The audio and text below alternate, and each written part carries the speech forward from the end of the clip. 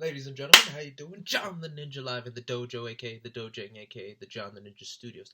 Can't remember if I said that for the last video. Anyway, concert number 20 at Eastern University, Wayne or St. David's, Pennsylvania, depending on what side of the track you're on. And it was March 11th, 2016. Lecrae, the Christian rapper, or as I would just say, the rapper, came to our great school. And this is probably the first real good act this school has ever seen. I mean, I have no idea who's come before. I don't know who's come since. I don't even know if the school will be around for the next one.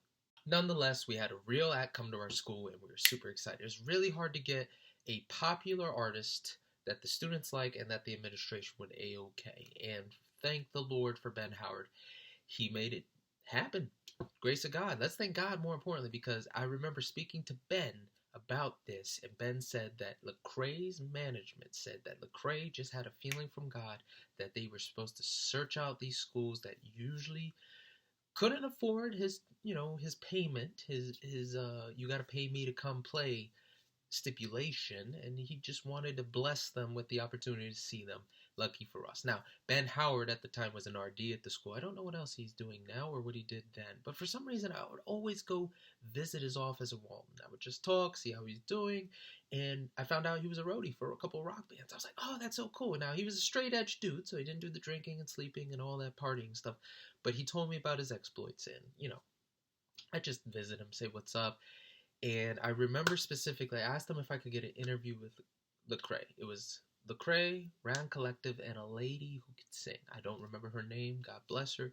She had a girl there that could play her ass off on a violin, but nonetheless. So I asked him for an interview.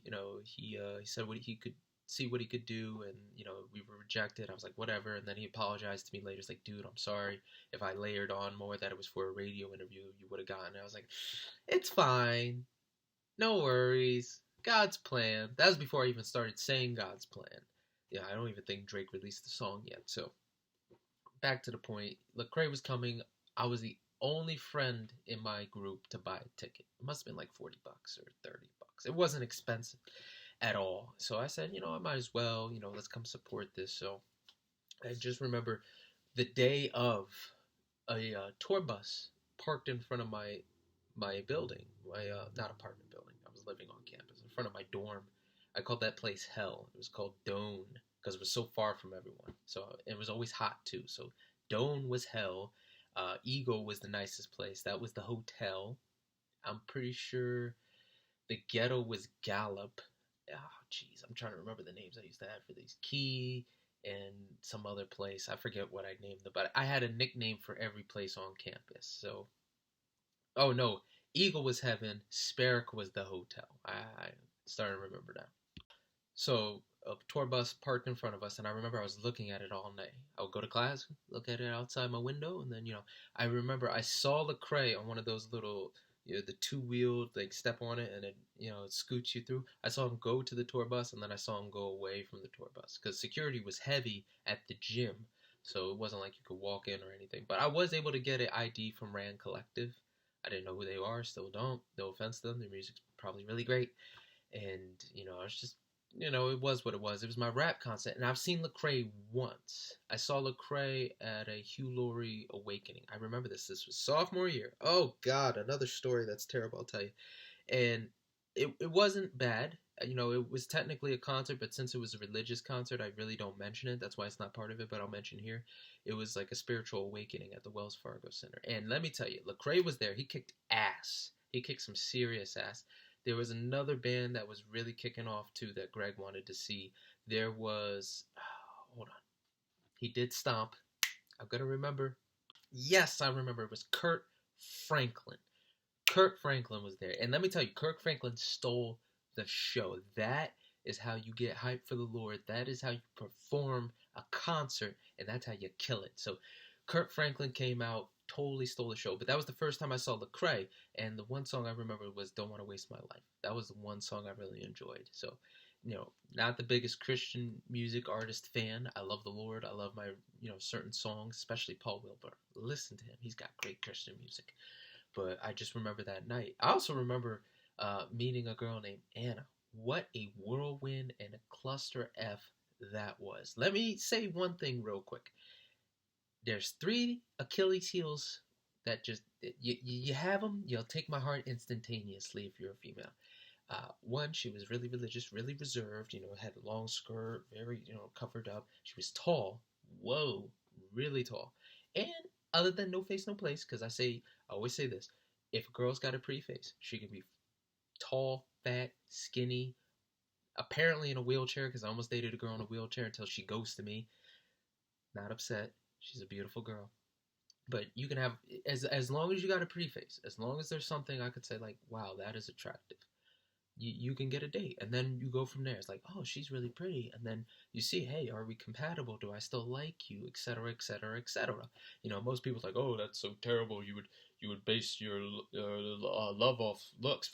I think the looks are first. I think the look of the person pulls you in. It's like, wow, I like the way you look. Let me get to know you, and then you find out, okay, I think I love you because we click like that.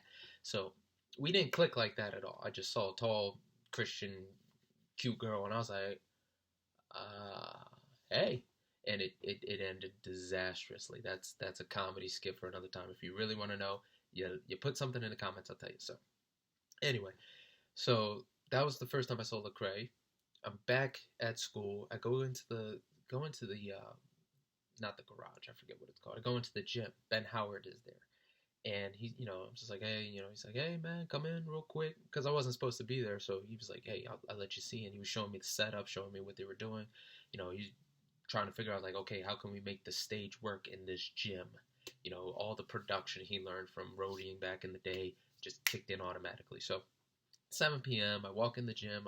I'm up close. And, like I said, there was the lady there with the girl who could really play on the violin. God bless her. Rand Collective played, I'm guessing. And then Lecrae comes out, and he's playing. He was a good show. The music's not my taste, but he is a performer. The one song I remember specifically was "We're Lit." And he was jumping. He was like, "Yeah, we lit," and he did his thing. And I won't hate on it. Lecrae was a good act. He was a great one. The only thing I remember though was him talking about his wife. How he had to, he was playing. He's playing like, girl, you gotta be with me. He's talking about, shoot, what was that song? Baby, come my way. Baby, won't you come my way? Got something I want to say. But he was saying like how he got his wife and he had to keep going at it and going at it and going at it and finally got allowed it. So that's the one thing I took away. I also bought a CD or two from him. Yeah, Gravity was definitely one. I forget the other one, but it was good. It was a great show. Right after that, I went right across the street from there to Cabrini and did my show. I brought Sammy the Prophet. It was me. I'm pretty sure Ryan was there and Zach Hackett, of course. And we did a hip hop show. So instead of the usual rock show, I said, I got real ignorant. I was like, yo, man, it's John and Ninja on 891. We're going to do this real hip hop show. So we started playing like Run DMC, Eminem. We even played Lecrae. Just playing all bunch of stuff. I think I did do Mandatory Slayer at 11 p.m. like I usually did. But that whole show was dedicated to hip hop, and Eminem ended it. So that was concert number 20. Wasn't as crazy as it could have been. But it was a good Christian show. It was nice to have Eastern University finally have a act that was validated, that was known. Again, if you guys saw that, I saw Ludacris at Temple's Homecoming. That was one of those things like, damn, I really wish we could get something like that, a notable artist. So Lecrae was that artist after 4 years of waiting, finally had a good show. So that was concert number 20. Have you seen Lecrae? Were you at that show? Did you enjoy it? Let me know. Concert number 21, it's going to change the tide of my life. This is Megadeth, Suicidal Tendencies with Havoc and Children of Bodom at the Electric Factory in Philadelphia. My first concert by myself, and more importantly, my first in-person interview. Find out how that went. Till next time, I'll see you guys.